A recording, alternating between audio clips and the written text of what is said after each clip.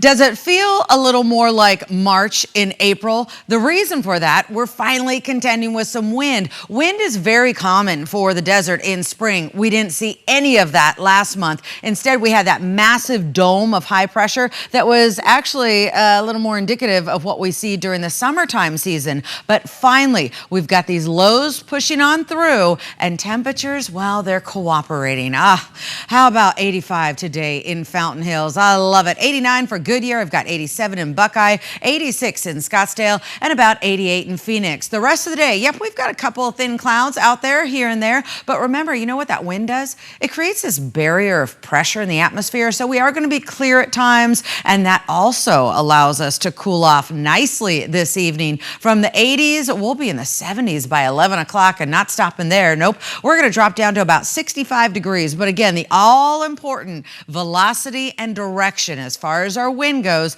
that will reveal the weather story. High wind advisory through 8 o'clock tonight. Even though we'll still get a little bit of movement out there, it's the gust potential. We're really not looking for those gusts over 50 miles an hour after sundown. That's why that advisory is going to expire. Now, tomorrow, we could see another high wind advisory for the mountains. Of course, I'll keep you posted on Today in AZ. Meantime, for the valley, we still have some movement. We're seeing 15 to maybe 20 mile an hour winds, but that just doesn't meet the velocity criteria for a high wind advisory. Still, though, what we're seeing is these lows pushing on through. That's what I was talking about, right? We don't want that dome of high pressure. Not yet. Let's not speak it into existence. Instead, as this brushes on through, we just basically open up the pathway for another one to be pushing into our neck of the woods on Saturday and Sunday. And then we've got number 3 parked off the coastline. This is unstable air. And as one pushes on through, we can see what the next one is going to do. And I can tell you right now, nobody agrees on Friday, Saturday, and Sunday.